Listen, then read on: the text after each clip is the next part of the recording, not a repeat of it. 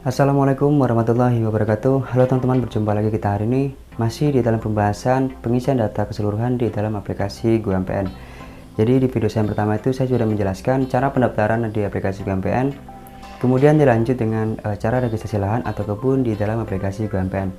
Dan untuk video kali ini saya akan melanjutkan penjelasan saya mengenai pengisian data lengkap di dalam melakukan registrasi lahan atau kebun di aplikasi GoMPN.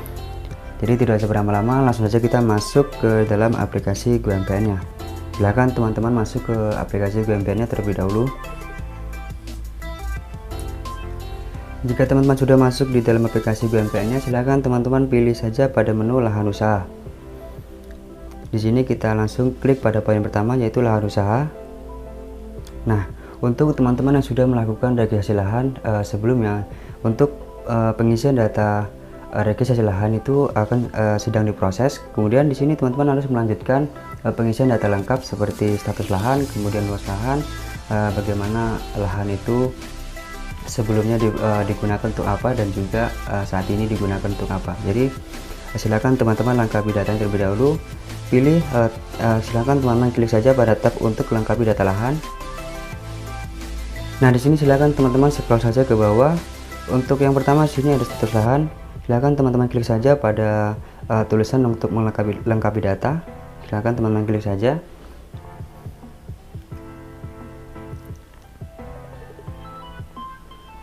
Untuk kolom yang pertama di sini ada luas lahan. Silakan teman-teman masukkan berapa luas lahan teman-teman semua. Di sini misalnya ada 2 hektar. Silakan klik isikan 2, kemudian pilih satuan hektar atau berapa meter persegi gitu ya teman-teman. Itu. Kemudian kita lanjut pada kolom yang kedua. Di sini ada jenis tanah. Di sini ada pilihan untuk jenis tanah yang ada di lahan pada teman-teman semua, itu berjenis tanah apa. Silahkan teman-teman pilih saja untuk jenis tanahnya. Di sini sudah ada. Dan selanjutnya di sini pada kolom ketiga ini ada ketinggian lahannya berapa. Di situ rata-rata pada ketinggian lahan MDPL-nya berapa. Dan untuk pada kolom yang keempat di sini ada suhu. Jadi suhu rata-rata di situ ada berapa? 25 atau sampai 32 derajat Celcius begitu teman-teman. Untuk kolom yang kelima di sini ada status lahan. Dan untuk status lahan ini secara pribadi atau sewa.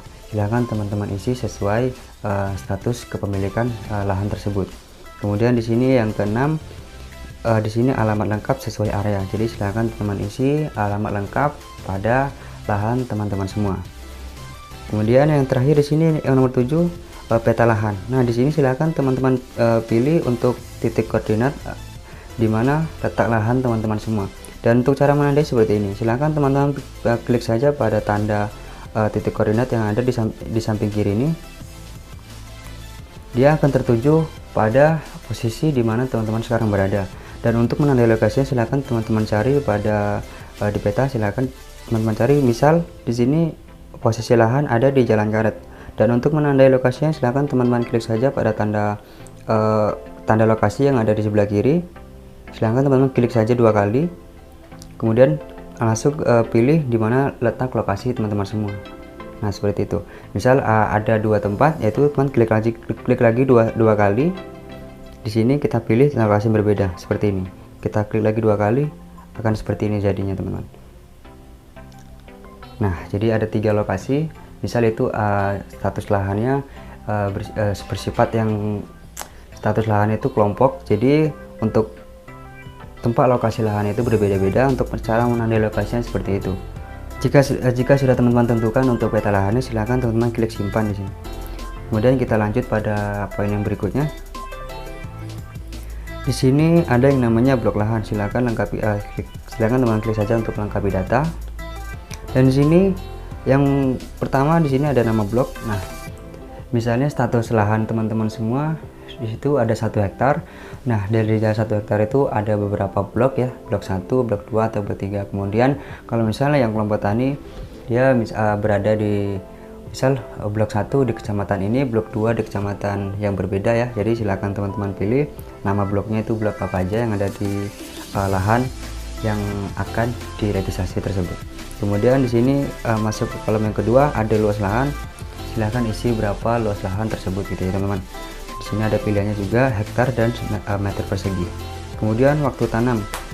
Di sini silakan teman-teman isi tanggal, bulan dan tahun berapa teman-teman melakukan penanaman di lahan teman-teman semua. Dan untuk yang keempat di sini lokasi blok. Nah, di sini untuk penandaan seperti tadi ya, teman-teman klik saja untuk tanda titik koordinat yang ada di sebelah kiri. Di sini akan tertuju di mana lokasi teman-teman berada pada saat ini. Kemudian untuk penanda lokasinya silakan teman-teman cari di jalan apa untuk lokasinya. Untuk penanda lokasinya seperti tadi, di samping kiri klik 2 kali, kemudian letakkan pada lahan teman-teman semua. Kurang lebih seperti itu ya. Jika sudah menentukan titik koordinat pada lahan tersebut, silakan teman-teman scroll saja ke bawah untuk menyimpan data yang sudah diisi. Kemudian kita lanjut pada poin berikutnya, yaitu yang ketiga. Di sini ada riwayat guna lahan. Nah, untuk kolom yang pertama di sini ada pilih lahan yang akan didata terlebih dahulu. Di sini akan tertuju misalnya teman-teman sudah melakukan registrasi lahan tadi tersebut, di sini akan tertuju pada alamat lahan ataupun tempat tinggal teman-teman semua di sini. Nah, untuk yang kolom kedua di sini ada riwayat, diisi dengan penggunaan lahan sebelum beralih guna menjadi lahan tanaman porang. Jadi silakan teman-teman jelaskan sebelumnya lahan tersebut digunakan untuk tanaman apa sehingga menjadi tanaman porang pada saat ini. Dan untuk yang kolom ketiga di sini tahun guna lahan sebelumnya. Jadi waktu lahan itu digunakan untuk tanaman lainnya itu di tahun berapa. Kemudian yang keempat ini tahun guna lahan porang. Jadi kapan, di tahun berapa lahan tersebut digunakan untuk budidaya tanaman porang. Jika sudah, teman-teman klik saja simpan. Kemudian kita lanjut pada poin berikutnya. Di sini ada irigasi lahan. Di sini ada sumber air yang pertama. Jadi diisikan dengan sumber air yang digunakan untuk penyiraman. Jadi sumber air itu dari mana? Dari sumur atau dari parit yang ada di lahan teman-teman semua. Kemudian untuk yang kedua, alat penyiraman. Di sini diisi dengan alat yang digunakan pada penyiraman. Misalnya menggunakan sprinkler ataupun alat-alat untuk sistem penyiraman yang ada di lahan teman-teman semua. Kemudian di sini ada kualitas air. Di sini ada pilihannya yaitu bersih. Kemudian yang kedua kotor atau tercemar. Silakan teman-teman isi sesuai yang ada di lahan teman-teman semua. Jika sudah, klik simpan. Langsung kemudian kita lanjut pada poin yang berikutnya, yaitu di sini tindakan penyuburan lahan. Untuk tindakan yang pertama di sini silakan teman-teman isi untuk tindakan pertama yang dilakukan untuk kesuburan lahan. Jadi silakan teman-teman jelaskan untuk tindakan yang dilakukan dalam kesuburan dan kesehatan pada lahan teman-teman semua ya. Kemudian tindakan yang kedua juga seperti itu, jelaskan sampai ke tindakan yang ketiga. Jika teman-teman sudah mengisinya, klik simpan. Kemudian kita langsung lanjut pada poin yang berikutnya, yaitu di sini penggunaan pupuk. Pada kolom yang pertama di sini ada pupuk anorganik, diisi dengan jumlah pemakaian pupuk yang digunakan ya. Untuk pupuk anorganik di sini ada contoh urea, KCl, SP, dan NPK. Jadi teman-teman isi dengan pupuk anorganik apa yang teman-teman pakai, kemudian pemakaiannya berapa. Dan untuk yang kolom kedua di sini ada pupuk organik, diisi dengan pupuk organik apa yang digunakan, misal pupuk kompos, pupuk kandang. Silakan teman-teman isi, kemudian pemakaiannya juga berapa.